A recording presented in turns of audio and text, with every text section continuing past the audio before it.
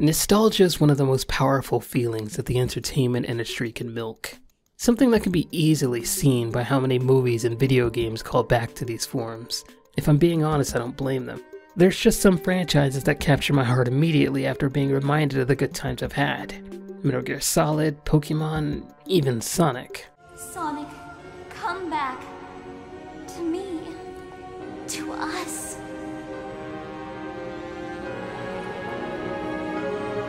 But nowadays these series have lackluster sequels and spin-offs, or just generally a drag to get through. The Lion King, for all of its technological upgrades and beauty, was something that I just couldn't sit through. It had all the talent and none of the heart put into it. That's something I can say that even these newer movies don't even try to attempt. I frequently found myself wishing that I was watching the old 90s movie instead. And FIFA has been a slow upgrade since its inception. Same with all the other EA-owned sports games. The passion and the love just isn't there. It's just money. While I'd like to say things will eventually get better, yeah, I'm not seeing any sign of that. I mean, I don't say this to attack sequels and remakes. Some franchises do a fantastic job of adding to their series. Zelda and Mario have been around since the 80s and they're still making breathtaking sequels and continuing to innovate, alongside with things like Metroid and hell, even Super Smash Bros., which is a fighting game that has no business being as detailed as it is.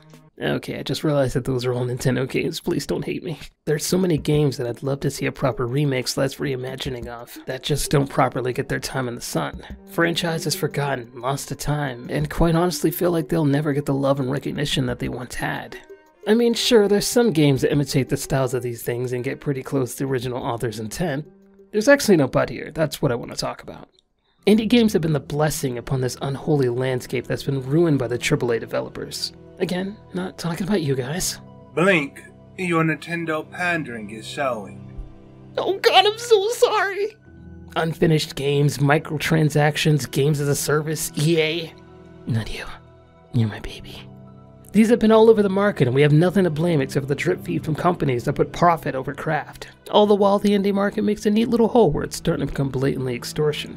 Would I pay $70 for COD? No. Would I pay $70 for Hollow Knight? Yes. This game is a masterpiece with the greatest level of beauty and wonder I've seen in a game. Even as I'm writing this script, the music of the game is creeping back into my head. It has only 3 developers that worked on the game and somehow it's immaculate. The controls are the tightest out of any game and the amount of detail, difficulty, and well-polished gameplay loops just sucks me back in each time I think about the game. You know what, as a matter of fact, what did I do with my Switch? Okay. Hey guys, thanks for watching the video, but this is now a Let's Play of Hollow Knight. Hope you guys enjoy this. Ah, crap, I forgot the next place I needed to go was Deep Nest. Yeah. Nope. I kinda have a habit of buying extra copies of games that I enjoy. Sure, it's usually the cheaper ones, but I tend to own them either on different consoles or literally buy another copy for a friend to enjoy. I'm not even kidding, I bought an extra copy of Smash Bros. For the 3DS twice. By the way, Jordan, if you're watching this video, can you please, give me that back, if you want. Be cool, thanks. I'm willing to pay money for the things that I enjoy, so why is it nowadays I spend more money on indie games than I do on my entire purchase of any AAA games? Except for you guys, you're my babies. Except you're not, though. Skyward Sword was re-released for $60. Super Mario 3D World was re-released for $60. Splatoon was re-released for $60. No, I am not taking that back. Some indie devs are taking strides that better certain things from higher grossing companies that add their own spice of love to it. The Mother series is a fantastic game about the complexities and absurdities of life that are told through a whimsical yet grounded fashion. Each entry is beloved by fans by being a spectacle of amazing gameplay along with unforgettable narratives. Shigesato Itoi, which I hope I said right, the creator of the Mother series, famously stated in an interview that he was done with the Mother series after it completed 3, and said that he wanted to be the one to play the games in the series, not to be the one to make it, and boy did he. Well, actually I have no idea if he played them or not. But I've actually never played a Mother game before, but after playing games like Undertale, Amori, and even Everhood, I've gotten a deeper appreciation and understanding for it, and why it inspired so many people and left a nostalgic touch to so many who played it before.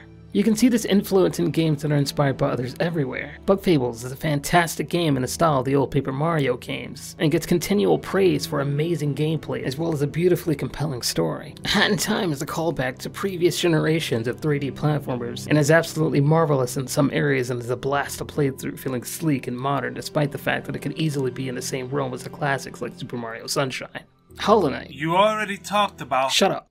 Hollow Knight is still regarded as one of the greatest games of this generation, and despite its clear inspirations from Dark Souls and Metroid, it still stands out as a unique game of its own. Did I mention the game was created by just 3 developers?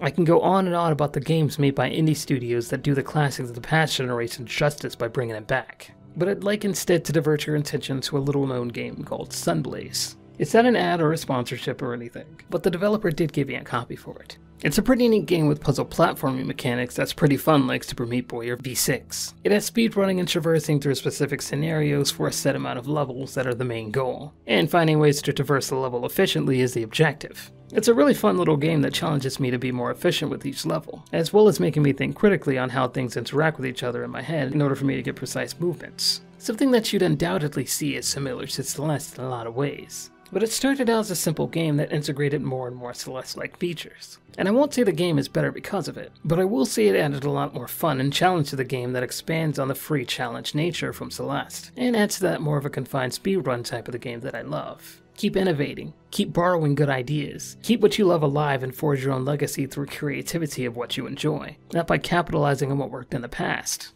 Oh yeah, and I stole this writing style from Video Game Donkey, by the way.